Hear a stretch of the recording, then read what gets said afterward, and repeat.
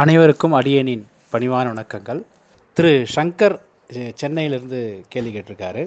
ஒரு கிரகம் தன் கையில் தங்களுக்குள் முரண்பட்ட பாவங்களை வைத்திருந்தால் அதில் எது வலிமையான பாவமோ அது வலிமை குறைந்த பாவத்தை வலுவிறக்க செய்துவிடும் என்பது சார ஜோதிட விதி. ஜாதகத்தில் கல்வி பக்கம் 85வது பக்கத்தில் இருக்குதா அவர் சொல்லியிருக்காரு. கேள்வி: நின்ற நட்சத்திரமாக அமைந்த கிரகம் மற்றும் நின்ற உபநட்சத்திரமாக அமைந்த கிரகம் இரண்டுமே தங்களின் கைகளில் முரண்பட்ட பாவங்களை வைத்திருந்தால் எந்த பாவங்கள் வலிமையாகவும் வலிமை குன்றியும் செயல்படும் என்பதையும், மேற்கண்ட முரண்பட்ட பாவங்கள் தங்களுக்குள்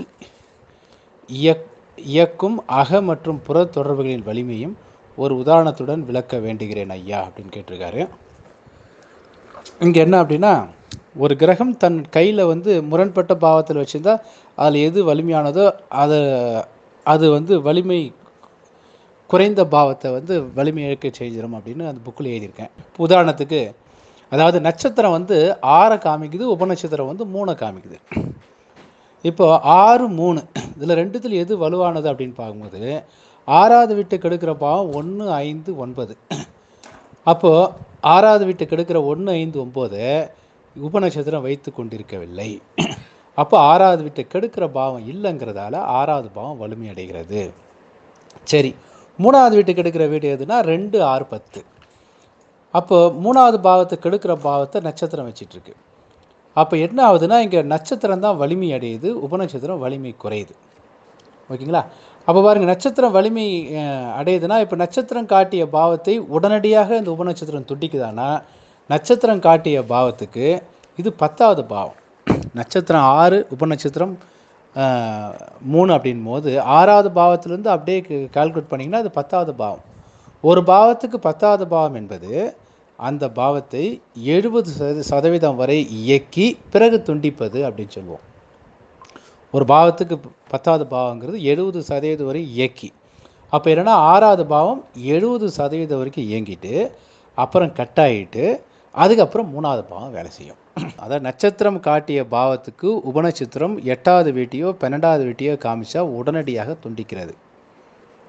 குறிப்பாக 12வது வீட்டை காமிக்கும் போது உடனடியாக துண்டிக்கிறது, 8வது வீட்டை காமிக்கும் போது எதிர்மறையாக செயல்படுகிறது அப்படின்னு எடுத்துக்கிறோம். இது முரண்பட்ட பாவம் தான். ஏன்னா முரண்பட்ட பாவம் எப்படி சொல்கிறேன்னா, 6ங்கிறது இரட்டைப்படை, 3ங்கிறது ஒத்தப்படை. அப்போது 2 முரண்பட்டது இருக்கு இல்லையா? இப்போ ஒருவேளை நட்சத்திரத்தில் 3 இருந்து உபநட்சத்திரத்தில் 6 இருக்குன்னு வச்சுங்களேன். அப்போ 2 முரண்பட்ட பாவமாக இருக்கும்போது இங்கே நட்சத்திரம் முதல்ல வேலை செய்யும். இந்த 3வது வீட்டுக்கு அது 6வது பாவங்கிறது 4வது பாவங்கிறதால என்ன ஆகுனா, இந்த 3வது பாவம் 30% வரையும் இயங்கிட்டு அப்புறம் கட் ஆகிட்டு 6வது பாவம் இயங்கும். அப்போ 30% வரைக்கும் இயங்கிட்டு அப்புறம் அது கட் ஆகிட்டு 6வது பாவம் கடைசியாக இயங்கும். கடைசியாக இயங்குனா எப்படின்னா, ஒரு தசைங்கிறது 20 வருஷம் இருக்கணும். சுக்கிர தசைன்னு வச்சுக்கோங்களேன். சுக்கிரன் என்ற நட்சத்திரம் 3, உபநட்சத்திரம் 6 அப்படின்னா சுக்கிர தசையில் முதல் பகுதியில், அதாவது 20 வருஷத்தில் முதல் பகுதியில் கிட்டத்தட்ட ஒரு 6 வருஷம் வரைக்கும் உங்களுக்கு 3வது பாவம் இயங்குது. அதுக்கப்புறம் உங்களுக்கு 6வது பாவம் இயங்குது.